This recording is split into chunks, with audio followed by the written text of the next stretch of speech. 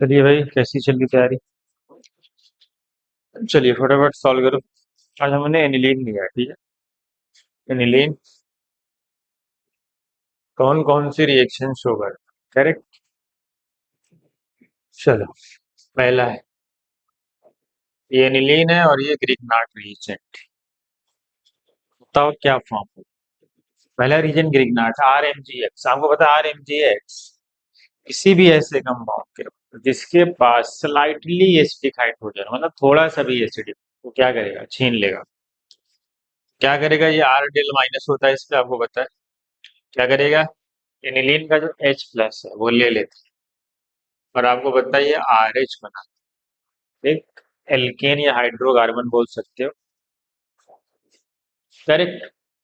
चलो, अगला है मिथाइल आयोडाइड। क्या होगा भाई, RH के साथ क्या बनाता है आपको पता है। RH के साथ क्या होगा, उस पे अटैक होगा, मिथाइलेशन है, आपको पता है। क्या बनाएगा, इसको हम बोलते हैं मिथाइलेशन। हमारे पास बन जाएगा NH CH3, करेक्ट। ये हमारा प्रोटीन, आपको पता है अगर ये एक्सेस में लोगे तो एग्जास्टोमिथाइलेशन हो सकता है, तो फिर क्वाटरनरी अमोनियम सॉल्ट भी बन जाता है, ठीक। चलो, अगला है डाइएजोटाइजेशन, करेक्ट, वही ना रिएक्शन। क्या है भाई, इस रिएक्शन का क्या नाम, इस रिएक्शन का नाम है डाइएजोटाइजेशन, करेक्ट। ठीक है। कोल्ड इन्वायरमेंट में 0 से 5 डिग्री सेल्सियस पे होती है। चलो, क्या बनाता है, साथ में HCl भी है, समझ गए।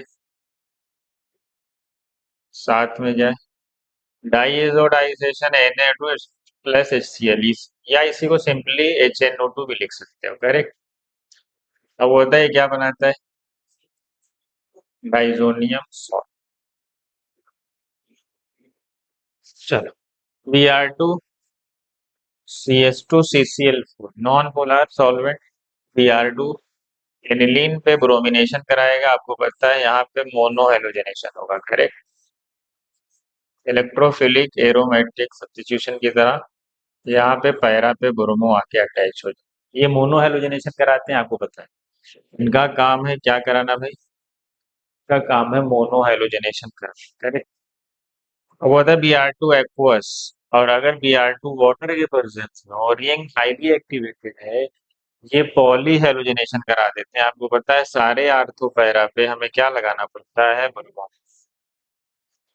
तो जब हम Br2 एक्वस मीडियम में लेते हैं, रिंग हाईली एक्टिवेटेड होने की वजह से हमें क्या करते हैं, तमाम आर्थो पैरा पे ब्रोमो ऐड हो जाता है, मतलब पॉली हेलोजनेशन हो जाता है, करेक्ट। क्या हो जाता है भाई, तीनों आर्थो पैरा पोजीशन पे आप ब्रोमो अटैच करते हैं, करेक्ट। चलो, अगला रिएक्शन एसाइलेशन। क्या है भाई, एसाइलेशन है, इस पे अटैक करेगा, बॉन्ड ऊपर की तरफ खुलेगा, फिर अंदर आएगा और Cl को उड़ा देगा। क्या बनेगा भाई, क्या बनने वाला है, जब भी हम नाइट्रेशन कराते हैं इसको एज अ प्रोटेक्टर के तौर पे यूज करते हैं एसाइलेशन को, ताकि जो हमारा मेटा जो एक्सेस में बन रहा है 47% के आसपास, वो ना बने। हम आर्थो और पैरा को मेजर जब बनाना चाहते हैं तो हम नाइट्रेशन रिएक्शन में पहले उसका एसाइलेशन करा देते हैं, देन नाइट्रेशन कराते हैं। अगर डायरेक्ट हम कराते हैं, क्योंकि ये एनिलीनियम आयन बना देता है, क्योंकि रिएक्शन एसिडिक मीडियम में होगी, यही वाली रिएक्शन है, कॉन्सेंट्रेट HNO3 प्लस H2SO4 है इसकी। ये कौन सी रिएक्शन है भाई, ये आपकी रिएक्शन है नाइट्रेशन। तो आपको पता है नाइट्रे मेजर तो पैरा ही है, लेकिन आप आर्थो और मेटा की बात करेंगे तो ये 51% के आसपास होते हैं। कौन भाई,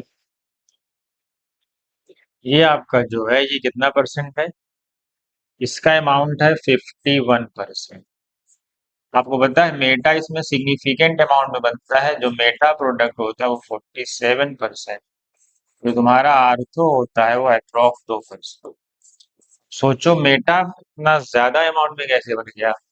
क्योंकि होता क्या है कि रिएक्शन एसिडिक मीडिया में हो रही है, ये क्या करता है, इधर बता देते हैं। ये क्या करता है, NH2 के साथ H प्लस क्या बना लेता है, एनिलीनियम आयन। इसको हम क्या बोलते हैं, एनिलीनियम आयन। आपको पता है ये नाइट्रोजन पे पॉजिटिव आ गया, ये स्ट्रॉन्ग माइनस एम करता है। क्या करता है, स्ट्रॉन्ग माइनस एम, इलेक्ट्रॉन खींचने लगेगा और रिंग आपकी क्या हो जाएगी भाई, हाईली डीएक्टिवेटेड हो जाएगी। जब रिंग हाईली डीएक्टिवेटेड होगी तो पता है ना, तो फिर वो आर्थो पैरा पे नहीं जाएगा, आने वाला इलेक्ट्रोफाइल मेटा पे जाएगा। आपको पता ही है, जो इनकमिंग इलेक्ट्रोफाइल है वो एक्चुअल में मेटा पे जाएगा, ना कि आर्थोफाइल। तो ये फॉर्मेशन ऑफ एनिलीनियम है। इसी से बचने के लिए हम पहले क्या करते हैं, इसको प्रोटेक्ट करते हैं और एसाइलेशन कराते हैं। जब ये बन जाता है देन नाइट्रेशन कराते हैं, तो हमारे पास आर्थो और पैरा बनेगा। मेजर तब भी पैरा होगा। फिर जब पैरा पे ऐड करने के बाद फिर उसकी हाइड्रोलिसिस कर देते हैं, वापिस से वो NH2 फॉर्म हो जाता है। चलो, एनिलीन के साथ diazonium salt slightly acidic medium, pH value 5 to 7 की रेंज में, डाइजोनियम के साथ रिएक्ट करता है। आपको पता है क्या बनाता है, एजो कंपाउंड बनाता है जिसका कलर येलो होता है। आपको पता है एनिलीन के साथ पैरा अमाइनो एजो बेंजीन, क्या बोलते हैं इसको भाई, इसका नाम क्या है, एन डबल बॉन्ड एन लिख के चाहिए, हमारा बन गया एजो डाई। और इसका नाम क्या है भाई, इसका नाम है पैरा अमाइनो एजो बेंजीन। जो कलर होता है इसका वो येलो कलर का होता है। जब हम फेनॉल के साथ कराते हैं डाइजोनियम तो ऑरेंज रेड कलर का आता है। बीटा नेप्थॉल से कराते हैं वो भी वही कलर आता है। ये कौन सी रिएक्शन है, H2SO4 के साथ हीट करेंगे, ये तो सल्फोनेशन रिएक्शन है। H2SO4 के साथ क्या बनाएगा भाई, सल्फोनेशन होगा और हमारा प्रोडक्ट ये बन जाए। जैसे ही आप बनाएंगे सल्फोनेशन वाला प्रोडक्ट, आपको पता है ये कैसे एग्जिस्ट करता है, आपको पता है ये फॉर्म करते हैं ज्वेटर आयन, पता है आपको ये क्या बनाते हैं भाई, ज्वेटर आयन। मतलब ये चार्ज के फॉर्म में एग्जिस्ट करते हैं। मतलब ये H प्लस उधर शिफ्ट तो कर दो और ये SO3 माइनस और ये NH3 पॉजिटिव, इसी को हम क्या बोलते हैं भाई, सल्फोनेशन ऑफ एसिड। जो प्रोडक्ट बनता है वो एग्जिस्ट करता है एज ज्वेटर आयन, और ज्वेटर आयन जनरली न्यूट्रल होते हैं, जितना पॉजिटिव है उतना ही नेगेटिव है। मतलब ये एज एन एम्फोटेरिक की तरह भी काम करते हैं, ये भी आप कह सकते हो। ये बनता है ज्यूटर आयन, हम सल्फोनेशन कराते हैं exist as a zwitter ion.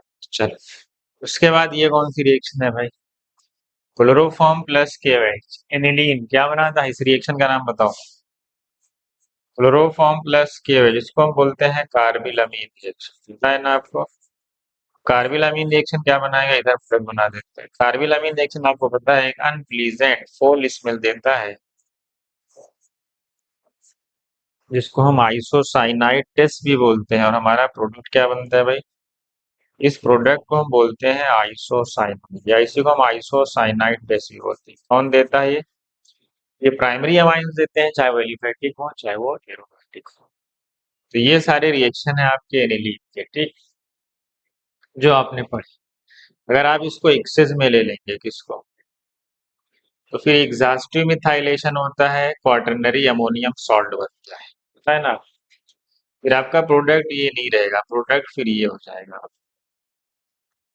फिर आपके पास क्वाटरनरी अमोनियम सॉल्ट बनता है जब आप मिथाइल आयोडाइड को एक्सेस में ले, यहाँ एक्सेस में ये रहता है, ठीक है। तो ये थी हमारी एनिलीन की रिएक्शन जो आपने पढ़ी, ठीक है, समझ में आया,